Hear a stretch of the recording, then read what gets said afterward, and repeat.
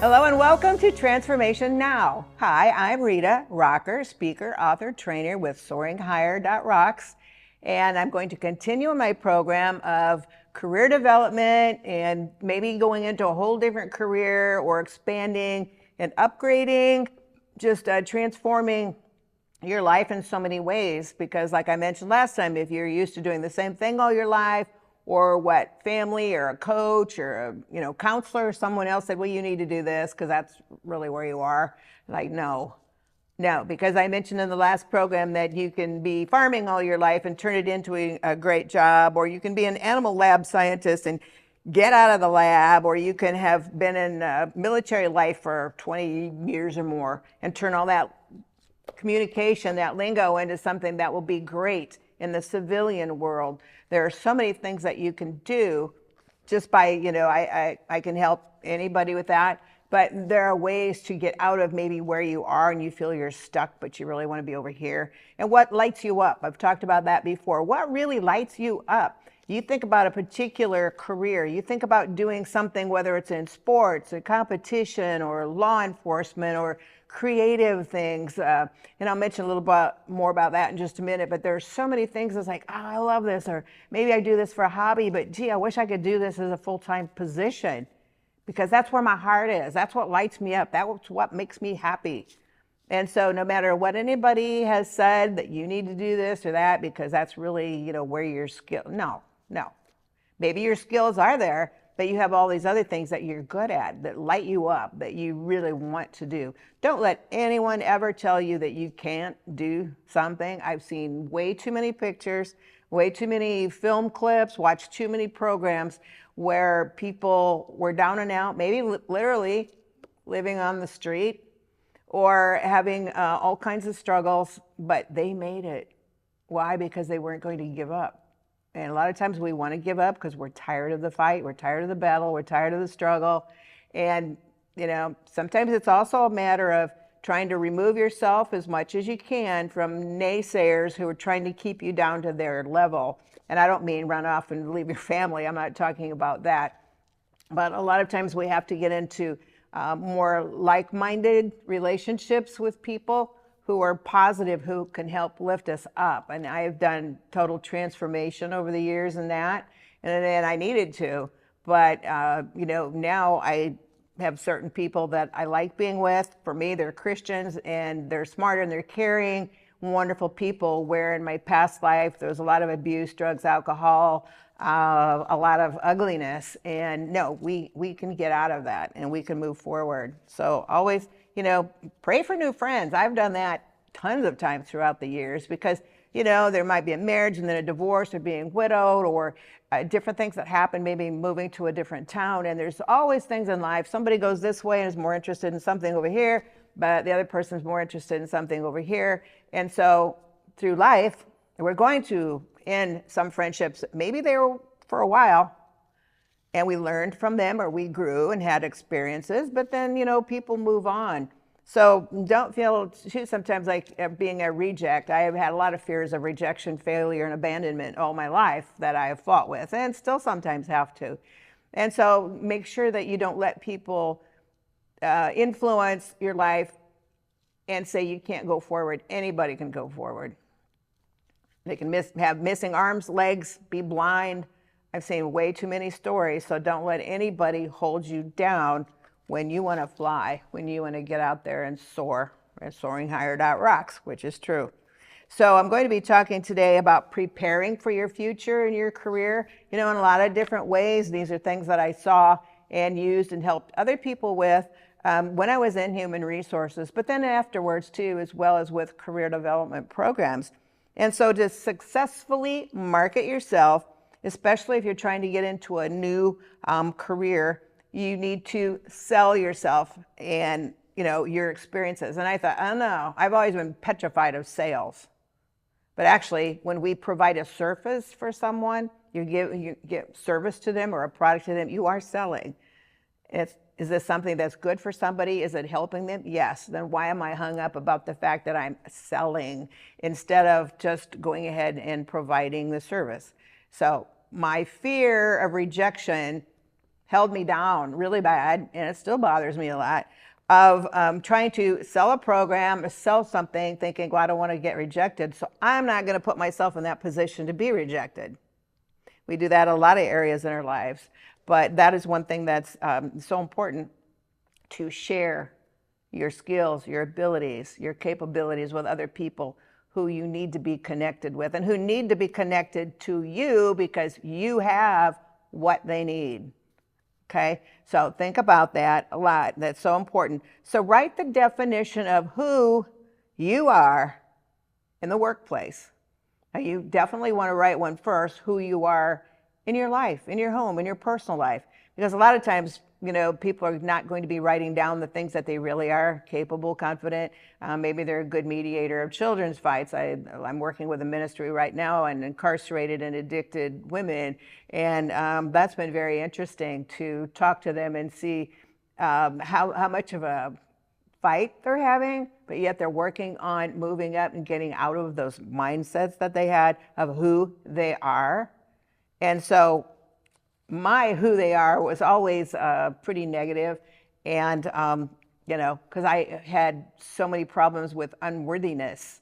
And so sit down and write who you really are. What are your gifts and talents? You might be the most fantastic baker in the world. You might be able to create toys and gifts and things for children. You might be the best coach, even that's not your job, but you want it to be, because of how you can train kids or adults, whatever the case may be, and teach them in a good way, and be somebody who really they can look at. And like my son, I'm very grateful. He's in, I won't get into much, but a law area.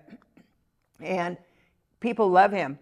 His guys love him because he'll get out in the trenches with them.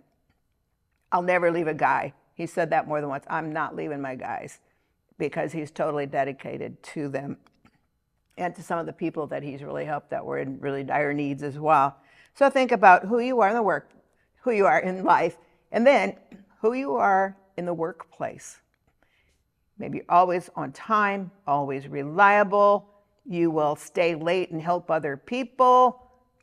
And there are times too when people go, well, I'm just there to get a job. I don't want to, I want to work the least amount I can. Okay, then that needs some work on it. But who you are in the workplace, what package of skills do you have that can help you be more marketable physically, mentally, emotionally? Think about all those areas. Physically, do you need a job where you sit, or it's not real crazy, or do you need to be out? I need to be out motivated a lot and also sit some, but what do you need physically? What are you like mentally? Do you need a positive environment, or are you one of these people who's more, you're strong and you can deal with crises that are out there? There's areas there. If you can handle a crisis and you can help other people and you have a heart to help other people, there's a lot of types of jobs that you could do there that maybe you never even thought of. Emotionally, that's a big one. And I was reading, and it's in one of my books, about emotions, because even if you have to sell yourself or a product or something to maybe like a CEO or a president or someone who's up above, they're the decision maker, and they're very tough. They seem very, like walls up, they very stern. And it's like, how am I going to talk to this person? But even those people I've read and studied, they still have emotions. They may be way down inside of them, but there's always something that you can hit a nerve on. They may be the toughest bird ever, but maybe they had to deal with someone that they had to give care to at home, and if you touch on that spot. So we need to learn about other people. We need to ask questions, that type of thing. But think emotionally, where are you? What areas do you need to strengthen yourself with in emotions? I've had to do that a whole lot, especially even the last couple of years again. We can build ourselves up emotionally so that things people say and do and how they treat us, we can let them just slide off our back. We don't have to let it bury us and tell us that we can't go get the job that we deserve. And a lot of times in life and in work, it's like we compare what we feel are our liabilities with other people's assets. And so, they have this and that, they have all the education, they have all the money, look at this car they drive, look at what they're wearing, they got a master's degree and this and that, and here I am. Well, I know too many people, especially women, but too many people in general, who became very wealthy, very successful businesses, and with not 1 hour of college. So never think about that too, is that just because you didn't go that same path as them and you didn't even have the opportunity to go that same path, that you can't reach the pinnacle, the height of success. Because, boy, I mean, story after story of people who are down and out, like the chicken catcher I mentioned in the last program, who that's what he did. He caught chickens on a farm, and then he ended up winning America's Got Talent title for that season and $1 million and a year in Las Vegas.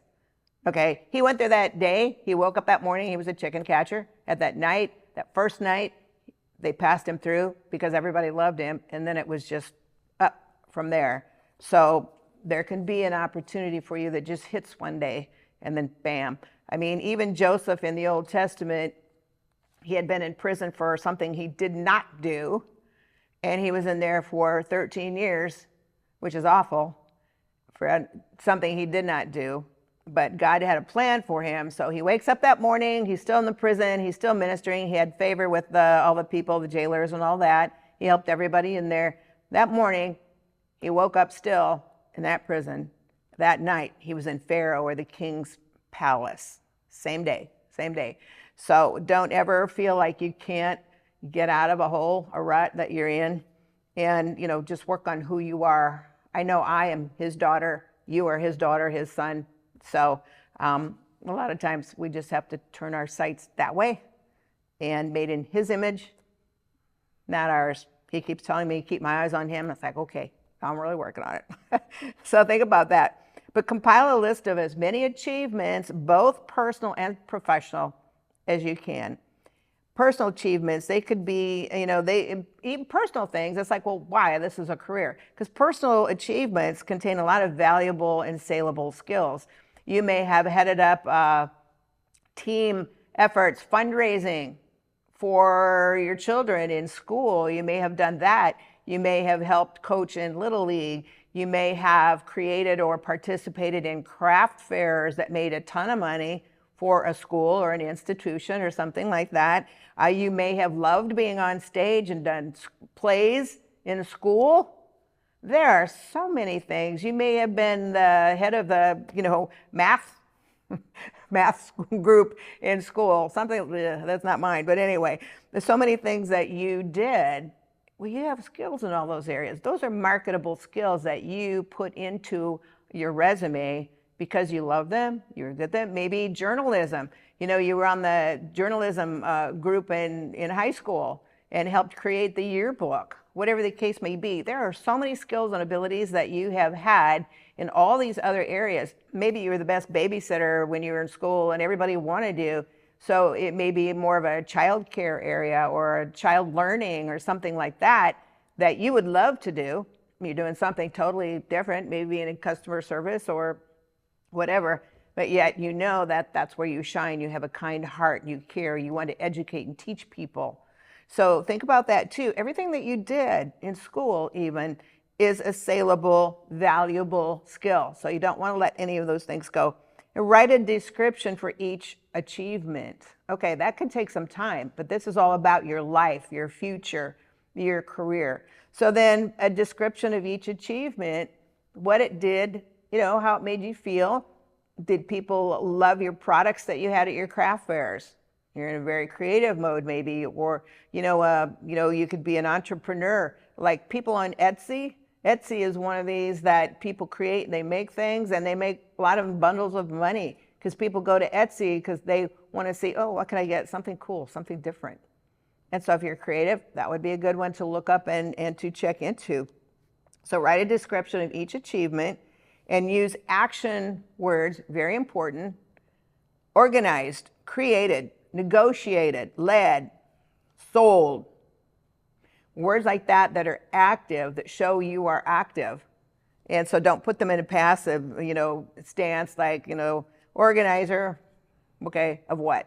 What effect did your organizational skills have on a company, on a family, your family, in school? What effect did those organizational skills have? Because we need lots of people with organizational skills. So think about that. And what the things you created, did they make people happy? Were they a convenience? Was it something they needed because it had something to help them hear better or walk better or eat or whatever? There's a lot of things that you can do. So those are clues to your skills. Review the list and notice any recurring patterns. There may be 2 or 3 or 4 different things that you wrote down, but when you look at them, they were all used in the same endeavor, the same job, something like that, that could maybe come together and think, oh yeah, I really could be a spokesperson. I could be in politics. I could be in the theater and in music because I did that. So pull those together and see how strong you are in that particular area. So that's the basis of your skill-based resume.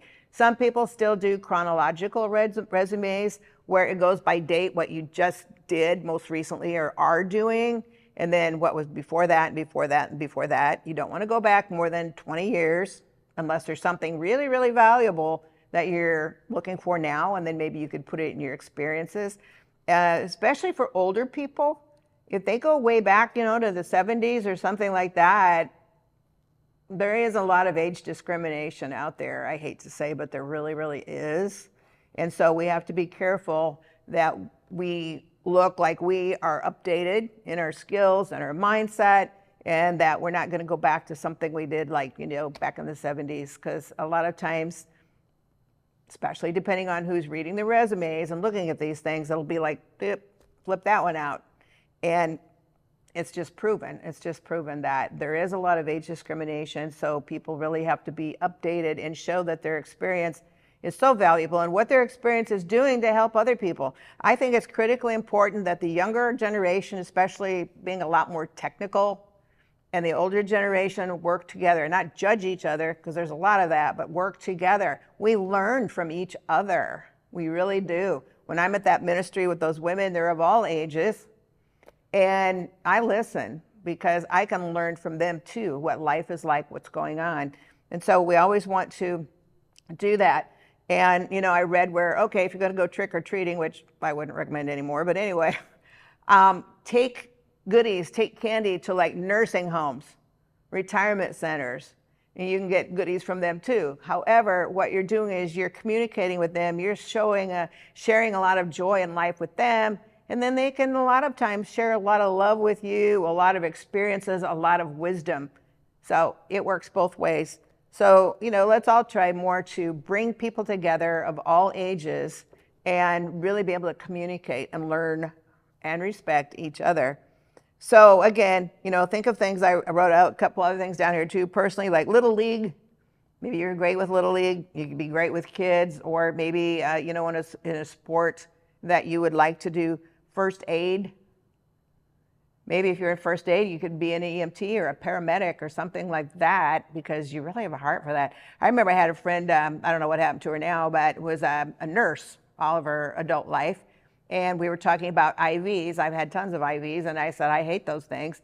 And she said that was her therapy, that when a nurse would have a hard time putting an IV in someone, they would call on her.